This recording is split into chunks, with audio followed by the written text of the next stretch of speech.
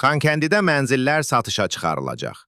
Xankəndi şəhərində, Ağdərə və Xocalı rayonlarında bərpa, tikinti və idarəetmə xidmətinin ictimaiyyətlə əlaqələr şöbəsindən APA-nın Qarabağ bürosuna verilən xəbərə görə, bunu Xankəndi şəhərində, Ağdərə və Xocalı rayonlarında Azərbaycan Respublikası Prezidentinin xüsusi nümayəndəsi Elçin Yusubov deyib.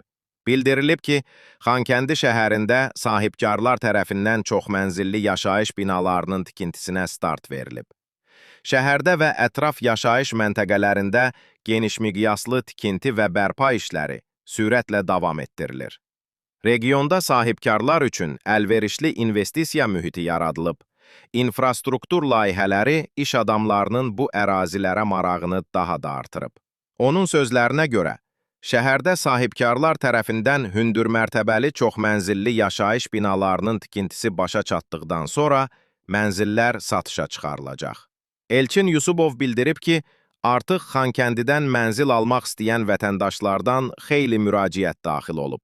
Xüsusi nümayəndənin sözlərinə görə, mənzillərin satışı həm nağd şəkildə, həm də kreditlə mümkün olacaq.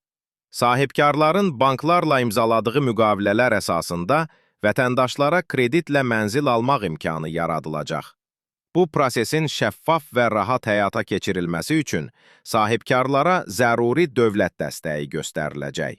Qeyd olunub ki, Xankəndidə aparılan tikinti və bərpa işləri şəhərin müasir yaşayış məkanına çevrilməsini hədəfləyir.